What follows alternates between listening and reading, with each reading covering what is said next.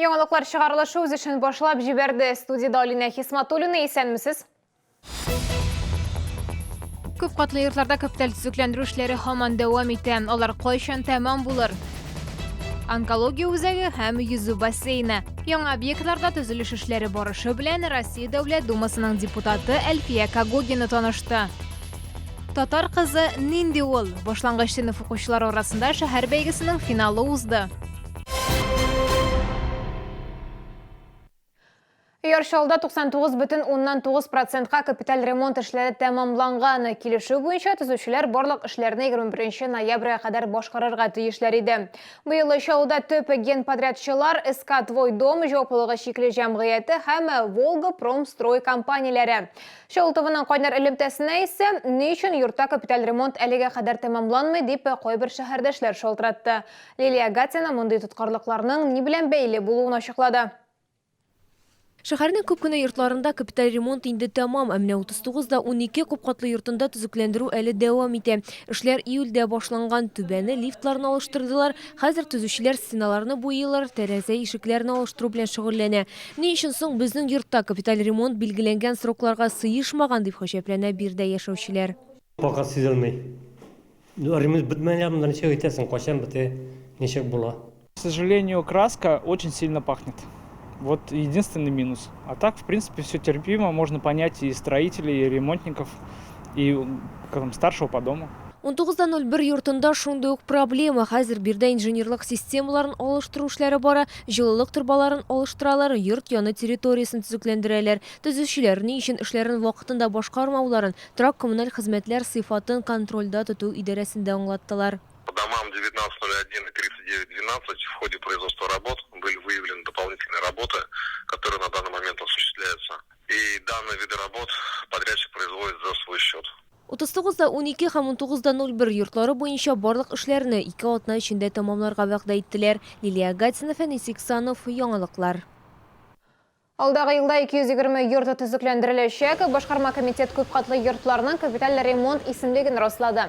2021 елда тагын 130 торак объектында төзекләндерү эшләре узачак. Йортларны яңартуга барлыгы 2 миллиард сумнан артык акча каралган.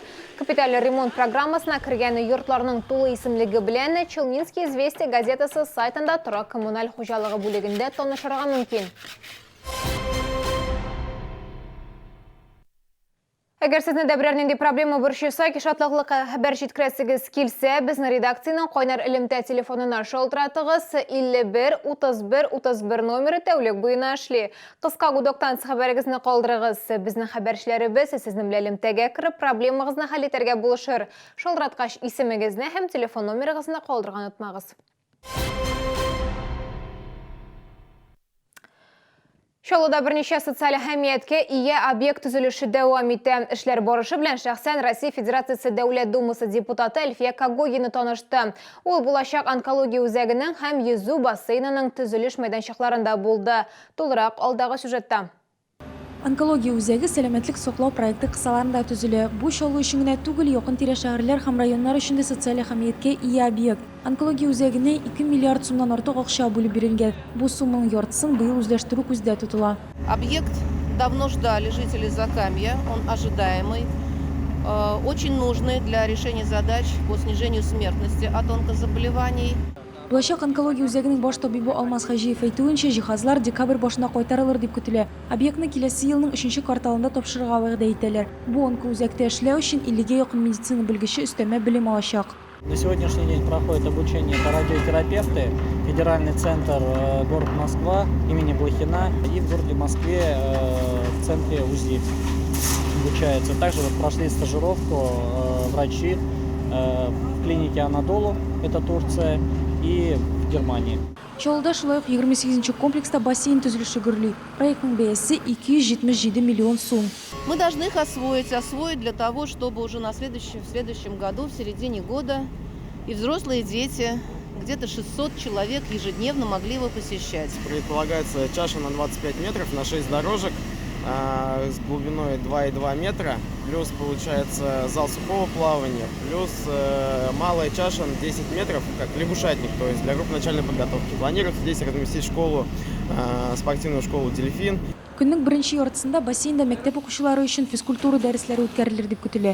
Күннің екінші ортысында биредә спорт мектепләрендә тәрбияләнүчеләр шөгыльләнәчәк. Төзелеш расланган график буенча бара. Объект 1 январьга 70%-ка әзер булырга тиеш. Эльвина Андрова, Ленар Султанов, яңалыклар. Идара итү компанияләре хезмәткәрләре йортларның подвалларын ачарга тиеш булачак. Кыш дәвамында алар ачык булачак. Россия хөкүмәте рәисе Дмитрий Медведев тиешле карарга кул куйды. Бу кыш көне мәчләрне салкыннан саклап калу максатыннан эшләнә. Элек подвалдагы барлык керү урыннары да кышкы сезонга ябыла иде. Татар кызы нинди улы шалда башлангыч сыйныф укучылары арасында Татар кызы 2019 шәһәр күләм бәйгесенең финалы узды. Ярышта 10 кыз көч сынашты. Катнашучылар белән хәбәрчебез Эльвина Андрова очрашты.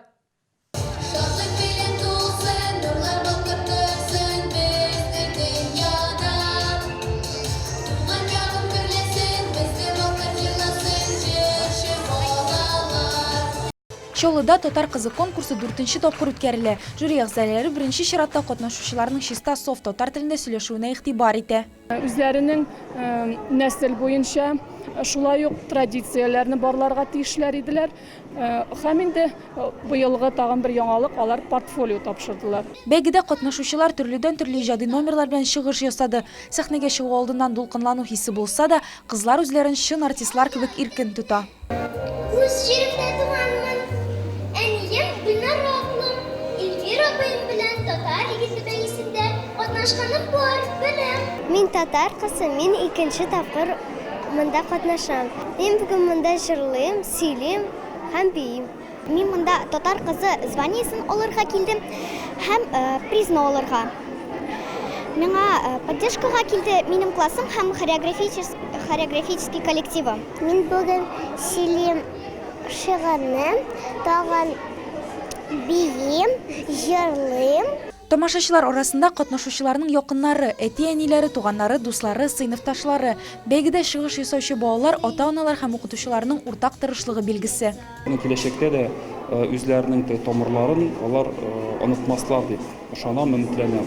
Ягъни инде алар үзләренең татарлыгын, үзләренең милли гореф-гадәтләрен, үзләренең милли телләрен һәм хәтта шул ук милли ризыкларын димәк саклап калырлар дип уйлыйм. Шуңа күрә әлбәттә бары тик уңай фикерем һәм шул мондый төрле мондый ише милли конкурслар кирәк дип саныйм.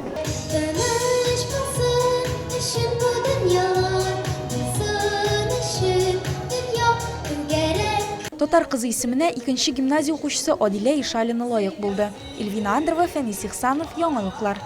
Татарстанга төньяк циклоны киләшенбә көне урыны белән кар явуы көтелә дип фаразлый синоптиклар. Һава температурасы төнлә -4, -9 градус, көндез исә -1-дән 6 градуска кадәр төшәчәк. Якшәмбе һава торышы бозылачак, җил, юеш кар, урыны белән хәтта яңгыр явыр дип көтелә.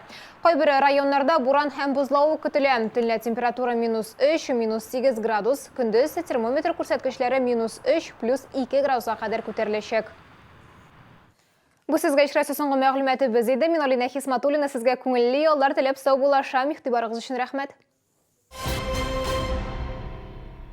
С 3 по 6 декабря в ВЦ «Экспокама» состоится выставка шуб «Город Пятигорск». Мутон, норка, дубленки. Акция «Сдай старую шубу и получи до 15 тысяч рублей при покупке новой». Всероссийская выставка «Экспокама Мед» с 29 ноября по 1 декабря. Спецпредложение ведущих клиник города и республики в ВЦ «Экспокама». Кировская обувная фабрика принимает любую обувь в любом состоянии на ремонт в фабричных условиях. 30 ноября и 1 декабря в молодежном центре «Шатлык». 4 декабря в зале имени Сары Садыковой легендарный Владимир Кузьмин. Справки и билеты на сайте всеконцерты.рф и по телефону 368 768 12+.